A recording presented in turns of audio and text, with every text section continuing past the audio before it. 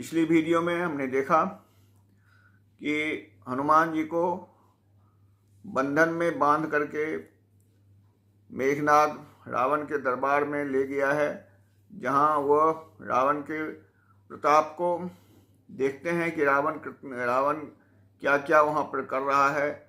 वहां पर दिखाता है कि उस सभा में देवता लोग भी हैं और लोग भी हैं, और सब अपना सर झुकाए हुए रावण के भ्रिकुट की तरफ देखते हैं कि कहीं कोई किसी भी तरह का हमारे ऊपर में कोई खतरा तो नहीं आ रहा है। हनुमान जी उसके प्रताप को देख करके निश्चिंत रहते हैं। उनको किसी भी प्रकार का कोई चिंता, कोई भी प्रकार का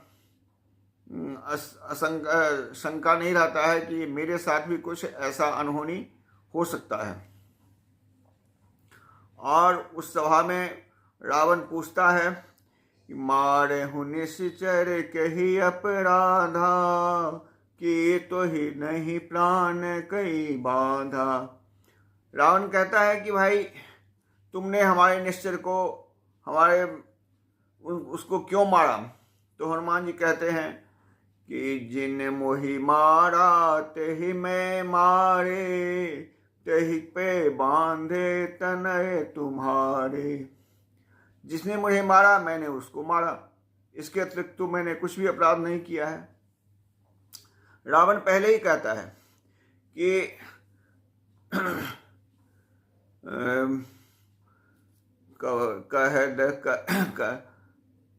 कह दस कंधे कवन ते की सा, केहि के बन घालहि बन खीसा। तुम कौन बंदर हो भाई, किसका प्रभाव तुम्हारे ऊपर में है, किसका बल पा करके तुम सारे हमारे बगीचा को उजाड़ दिया, सारे निश्चर को मार दिया, मेरे पुत्र को मार दिया।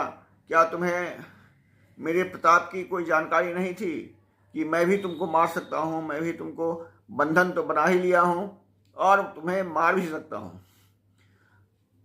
तो वो कहते हैं उल्टा हो ही का हनुमान। हनुमान जी कहते हैं कि अगर तुम मारोगे मुझे तो उसका प्रभाव कुछ उल्टा होगा। और तुम जानना चाहते हो कि मैं कौन हूं, तो वो कहते हैं कि बिनती करहूं जोड़ी कर रावण, सुनहु मान तज मोर सिखावन। तुम जो है सो हम कौन हैं, क्या हैं, हम तुमसे विनती करते हैं कि तुम हमारी बात को मान लो। देखो निज तुम कुलहि बिचारी, भ्रम तज भजहु भगत वैहारी। तुम्हारे अंदर में जो भ्रम है उसको तुम भ्रम को भुला करके और भगवान राम के शरण में जाओ और उनकी भक्ति करो तो तुम्हारा कल्याण हो जाएगा।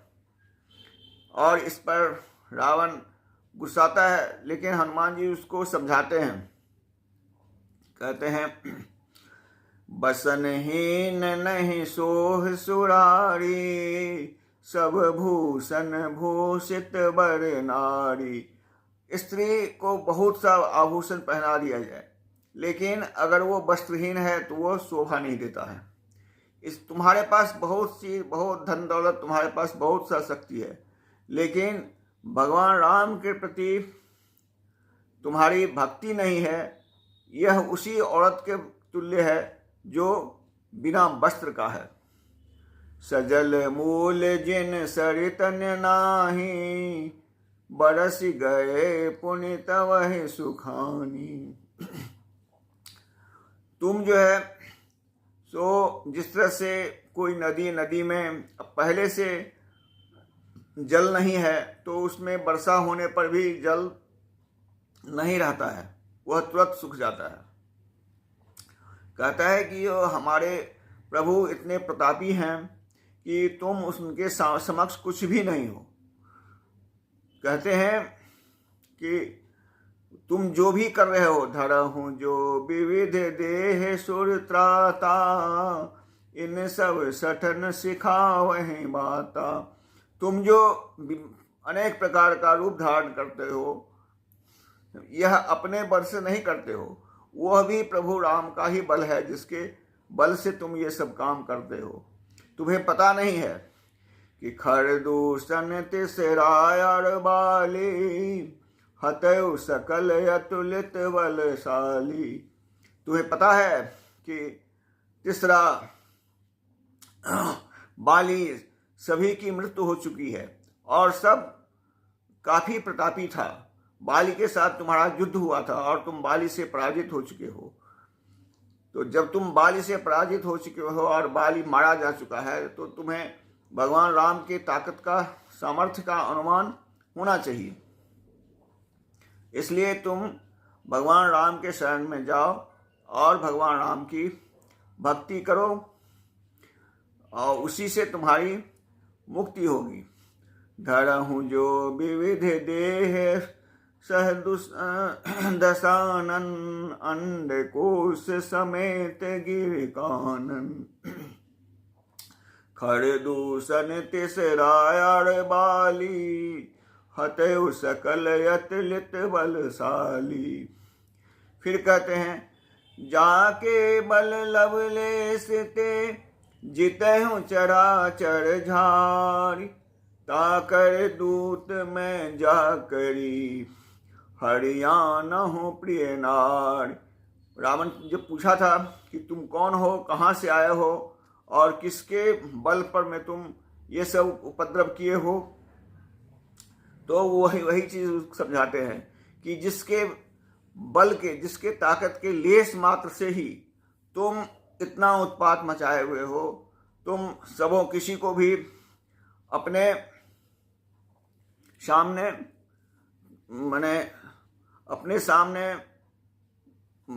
बड़ा नहीं समझते हो, सबको तुच्छ समझते हो, सबों पर अत्याचार करते हो, सीता माता को अपहरण करके ले आए हो। तो वो जो है, जो जितना भी तुम किए हो, वो सब भगवान राम की शक्ति का एक लेस मात्र है।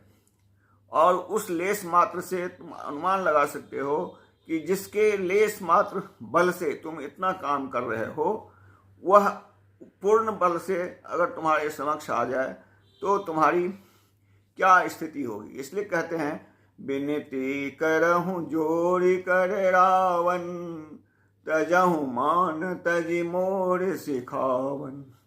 तुम मेरी बात मान लो और मैं जैसा कहता हूं वैसा करो। लंका अचल राम चरण पंकज उर्धर हूँ, लंका अचल राज तुम कर हूँ।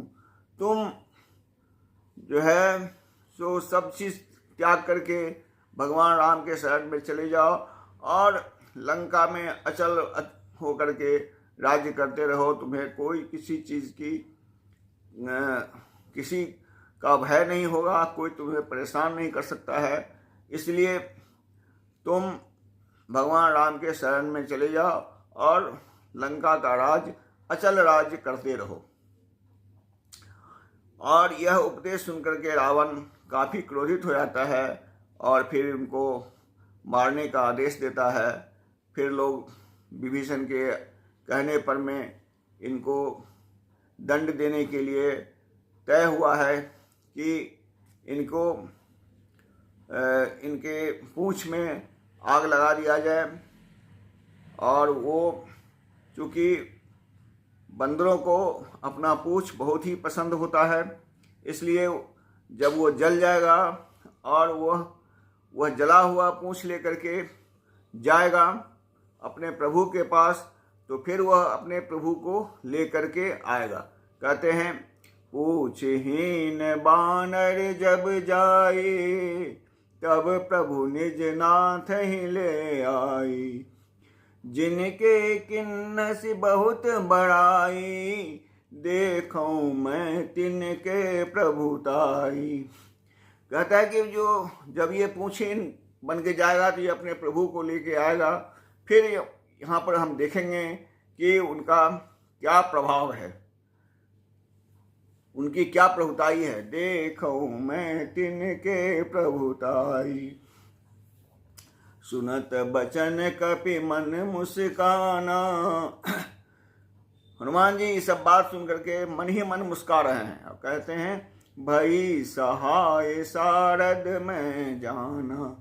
मुझे यह लग रहा है कि जो हम चाह रहे हैं वही सब चीज़ इसके मन में हो रहा है, इसके विचार में हो रहा है, और वह वही करने जा रहा है जो हम चाह रहे हैं।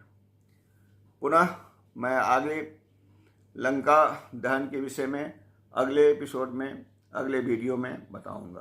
तब तक के लिए इजाज़त दीजिए।